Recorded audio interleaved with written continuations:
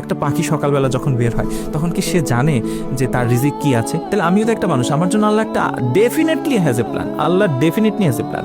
তো আমি কেন অতিরিক্ত চিন্তা করব? আল্লাহ আপনাকে কখনোই হতাশ করবেন না আপনি যদি আল্লাহর উপর দৃঢ় বিশ্বাস রাখেন।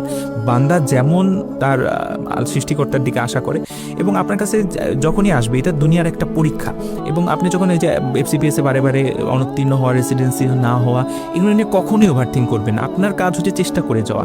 এবং আপনি আরেকটা কথা, তার মানে এই না যে আপনি অন্যদের থেকে কখনো পিছিয়ে পড়বেন না। সবার দিনই 24 ঘন্টা, কারো দিন কিন্তু 24 ঘন্টা থেকে বেশি না। আমি বলি যে if you don't do extra you will not get extra.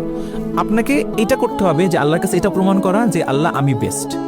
আমি অন্যজন 12 ঘন্টা পরিশ্রম করলে আমি 13 ঘন্টা করি। আল্লাহর কাছে যখন এটা প্রমাণ করবেন, আল্লাহ তো আমি বলি যে আহকামুল হাকিমিন, বিচারকদের মধ্যে সর্বশ্রেষ্ঠ বিচারক, তিনি নিশ্চয়ই আমি 13 ঘন্টা 1 ঘন্টা বেশি পরিশ্রম করছি, কারণ সিট তো লিমিটেড, 120টা সিট ধরেন, আমি ওই 12 ঘন্টা